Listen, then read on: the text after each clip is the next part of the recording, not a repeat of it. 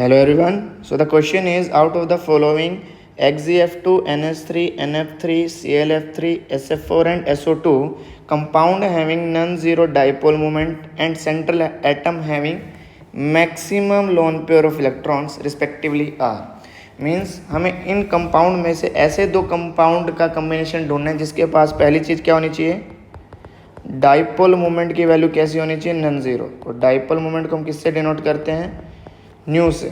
उसको क्या होनी चाहिए, उसकी वैल्यू नॉन जीरो होनी चाहिए। और सेकंड चीज़, उसी कंपाउंड के पास क्या होना चाहिए, मैक्सिमम लोन पेयर भी होने चाहिए।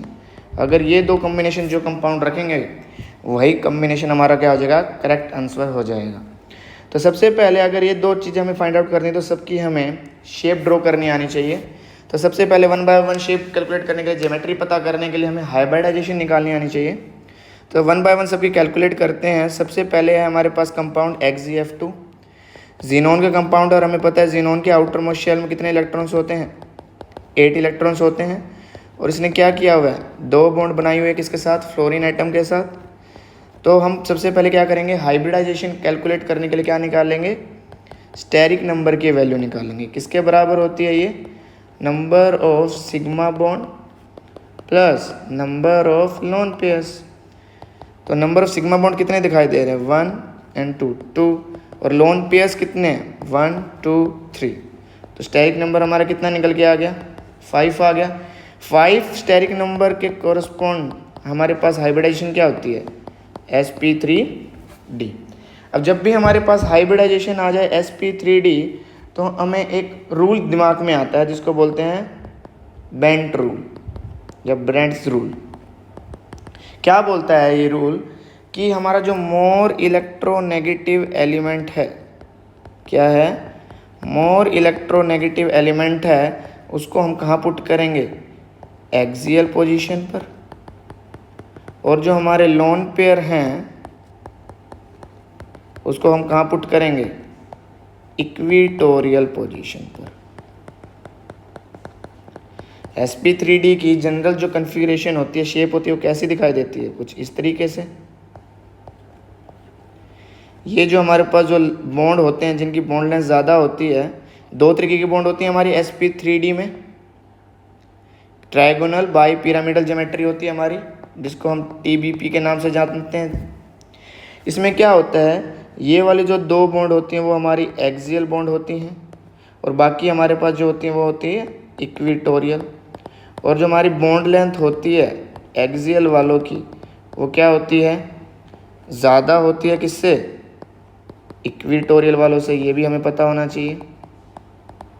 अब होता क्या है, ये रूल कहता है मोर इलेक्ट्रोनेगेटिव को हम कहाँ रखेंगे, एक्सियल पोजीशन पर। और फ्लोरीन हमारा क्या होता है, मोस्ट इलेक्ट्रोनेगेटिव एलिमेंट। तो क्या करेंगे, यहाँ पे हम जीनोन के यहाँ पे सेंट्रल एटम रखेंगे और फ्लोरीन को कहाँ रख देंगे, एक्सियल पोजीशन पर। बाकी 3 जगह पर कौन रहेगा, लोन पेयर्स। तो बाकी 3 जगहों पर क्या रख देंगे, हम लोन पेयर्स को पुट कर देंगे। तो कुछ इस तरीके का हमें शेप दिखाई देगा। अब इसमें क्या है, हम पहली बात कैलकुलेट करते हैं, उसने बोला है नॉन जीरो डाइपोल मोमेंट। तो डाइपोल मोमेंट की डायरेक्शन क्या होती है, पॉजिटिव टू नेगेटिव। तो यहाँ पे डायरेक्शन क्या होगी, positive to negative, positive to negative. इन दोनों का रिजल्टेंट किस डायरेक्शन में आएगा, लेफ्ट साइड में। और इस लोन पे का कहाँ आएगा, राइट साइड में। लेकिन यहाँ तो क्या होगा, अपवर्ड वाली से डाउनवर्ड वाला कैंसिल आउट हो जाएगा, लेफ्ट वाले लोन पेयर वाले डाइपोल मोमेंट की वैल्यू से राइट हैंड साइड वाला कैंसिल आउट हो जाएगा। तो नेट जो डाइपोल मोमेंट आएगा इसमें वो तो कितना आएगा, 0। और सेकंड चीज़ में लोन पेयर कैलकुलेट भी करें तो कितने हैं, 3। लेकिन हमारी कंडीशन क्या थी कि नॉन जीरो डाइपोल मोमेंट होना चाहिए।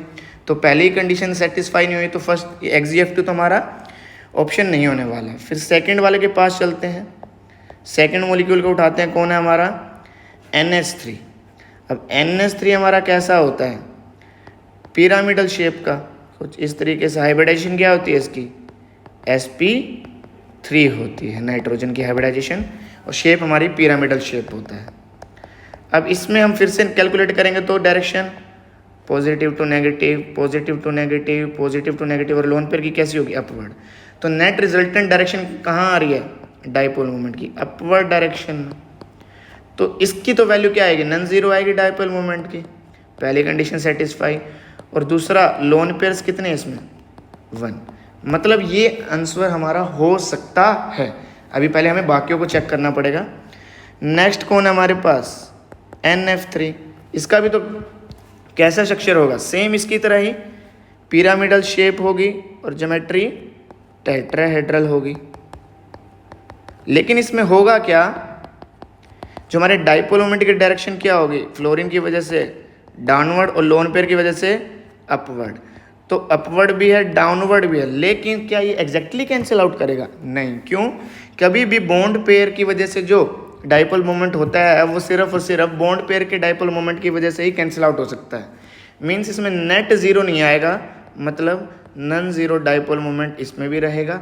साथ ही साथ नंबर ऑफ लोन पेयर्स की बात करें तो इसके पास भी कितने हैं 1, मीन्स ये आंसर भी हमारा हो सकता है, ये कम्बिनेशन भी हमारा हो सकता है। पहले हमें बाकियों को चेक करना पड़ेगा। फिर फोर्थ पे कौन है हमारे पास ClF3। आइए ClF3 के पास चलते हैं। फिर से क्लोरीन के पास गए 1 2 3 4 5 6 एंड 7 अनपेड इलेक्ट्रॉन।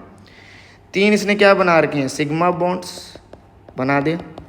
बाकी क्या है, 2 हमारे पास lone pair. Steric number calculate करेंगे, नंबर ऑफ सिग्मा बॉन्ड कितनी है 3 प्लस लोन पेयर कितने हैं 2, कितना आएगा 5। फिर से हाइब्रिडाइजेशन sp3d।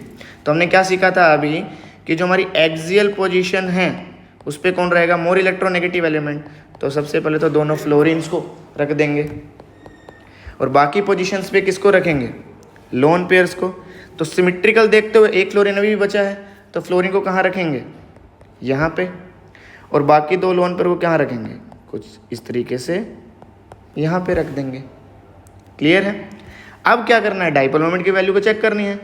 तो क्या होगा, positive to negative, positive to negative, positive to negative, और यहाँ से लोन पेयर के लिए लेफ्ट हैंड साइड रिजल्टेंट।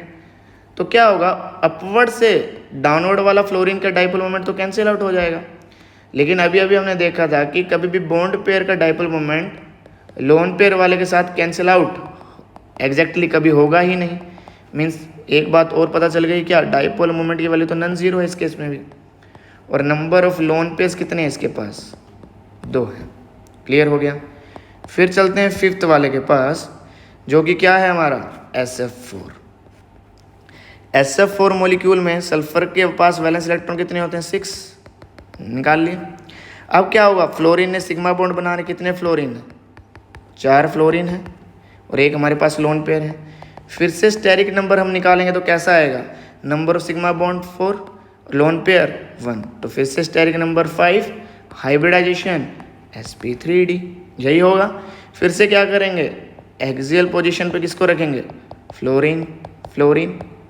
फिर से सिमेट्रिकल पोजीशन को देखते हुए फ्लोरीन 2 बचे हैं तो कहाँ रखेंगे, इस तरफ, और यहाँ पे कौन रहेगा, लोन पेयर्स।